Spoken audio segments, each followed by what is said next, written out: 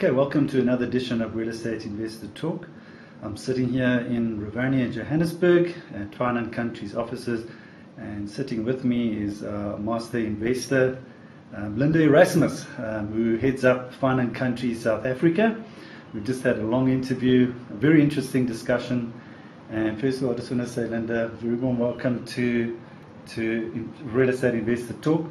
Linda, we've had a long discussion, and we discussed in particular where you started off in real estate, first of all, from an estate agent perspective, but we also discussed your sort of investment journey and how you invested in property. Do you want to maybe just give us some highlights of that, of what we discussed now, of where you started investing in property and how you got into property as an estate agent?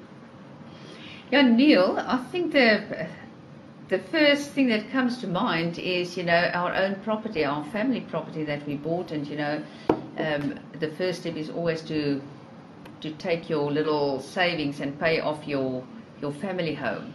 And it's once you've done that, you've empowered yourself to actually go to the next step and start looking a little bit further afield.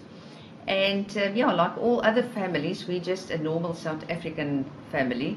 The next step was to invest in that holiday home. But luckily, our holiday home never became just a place that was so far away and that we couldn't use it for something else.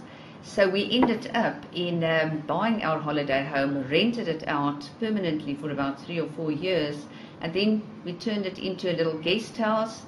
And as the kids grew up, sometimes they went and they ran the guest house, and we finally got somebody to run it for us, but the guest house paid for the property, and all in all, it was a good investment.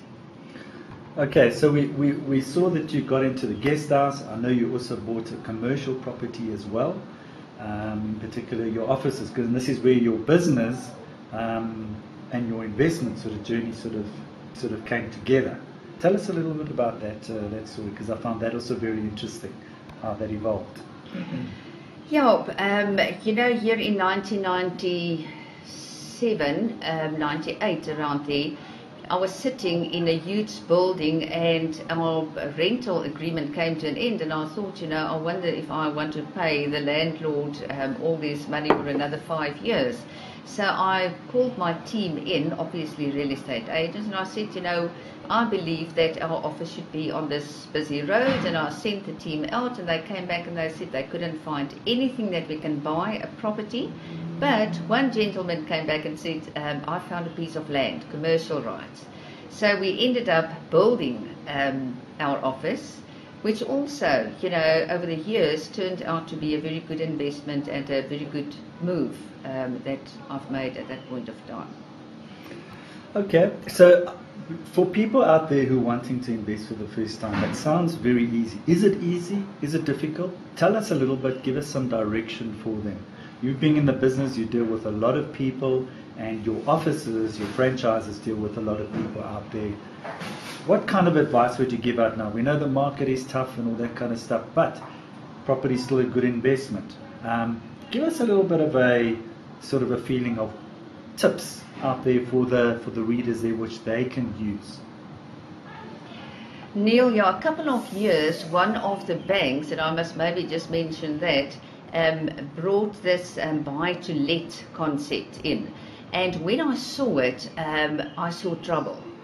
Because, to buy a property only to go and let it, and what's going to happen if it's standing empty for a couple of months, can the landlord afford the bond, all those things. And I think there's a lot of answers to that if you look at how many people burnt their fingers.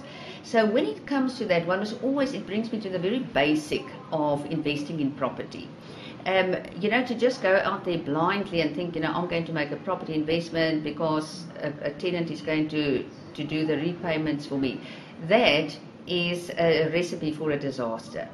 So you always have to look at, if all else fails and there's no money coming in, can I afford to pay that bond? Because the basis is that if you can't afford the bond repayment, then you can't have the property and the bank will repossess the property. And I think that is one of the reasons why we're sitting with so many distressed sellers at this point of time. So the first, and I can almost say foremost principle in investing is that you've got to understand, if you go and borrow money to go and invest, then you've got to make sure that you can afford that repayment. If, for one or other reason, somebody else cannot make the payment on your behalf. Right. So, okay, so somebody's in the current market, it's quite difficult. If you reckon if there's no money out there, don't invest. Look, you've got to, your best investors are people. If I take myself, for example, I started in real estate, so some months I always had a husband looking after me. Mm-hmm. So as a wife, my money was like extra money. So we had extra money that we could say, if I had a good year, we've got some extra money we pay off our property. If I was just like a salary earner, it might have been a lot more difficult for us. But I'm sure we would have been able to pay our first home off and then go into buying probably a second home. So you've got to look at your personal circumstances. Everybody cannot do the same thing. I don't invest in huge money markets because I don't think I'm the right player for that. And I think it is important that you understand what type of investment will fit your personal